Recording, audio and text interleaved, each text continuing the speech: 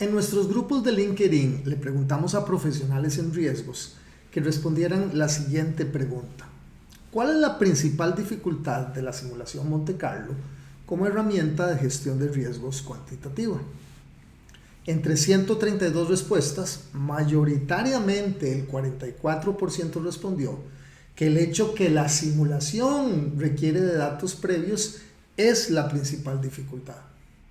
De manera equitativa, con un 25% cada una, que el software sea caro o que la técnica sea compleja y especializada. En un video anterior expliqué la primera razón de por qué considero que esta razón aducida de requerimiento de datos como principal dificultad de la simulación Monte Carlo es un mito.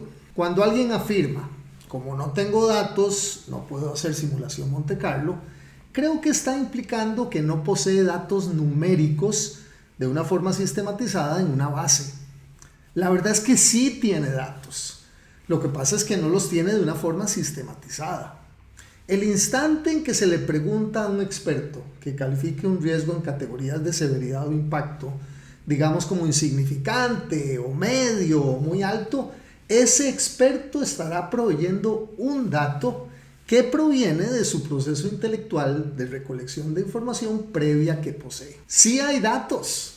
Lo que pasa es que al construir matrices, estamos solicitando esos datos de una forma equivocada, ambigua, subjetiva y semánticamente arbitraria. También creo que muchos venimos con una predisposición a buscar datos numéricos y construir una distribución de probabilidad producto de nuestro curso de Estadística 1 en la universidad. Allí, el profesor y el libro de texto indicaban que se ocupan al menos X datos, 20 o 30, para calcular los parámetros de una distribución normal, una media y una desviación estándar. A partir de esa primera impresión, muchos quedamos con la idea de que para calcular una distribución de probabilidad, la base de la simulación de Monte Carlo, necesitamos evidentemente contar con una base de datos histórica que nos permita calcular tales parámetros estadísticos. Eso es cierto y no deseo para nada desmeritar la práctica formal estadística o actuarial. Te propongo sin embargo un método alternativo sencillo que potencia el uso de distribuciones de probabilidad, para lo cual no se ocupan datos.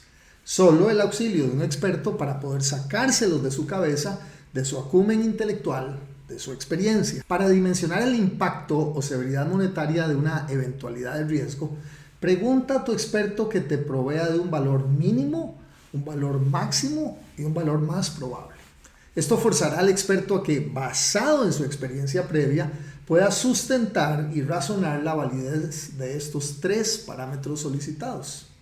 Esto es mucho más riguroso a que el experto solo te diga, eso es un impacto medio, o alto, o bajo, ya que le exige un proceso mental más profundo para que permita justificar tales valores. Con esto es muy fácil entonces construir, digamos, una distribución PERT o bien una triangular, que poseerá muchísima más información, además de que incorpora la incertidumbre o variabilidad de tal impacto y no solo una categorización ambigua y subjetiva.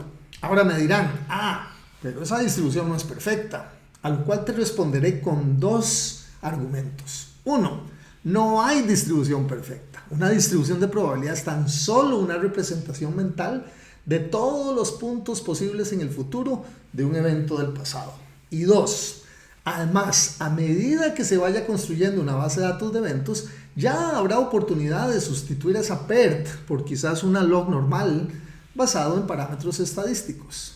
Pero trabajar con una PERT será infinitamente superior a utilizar un criterio de riesgo medio o alto o lo que sea.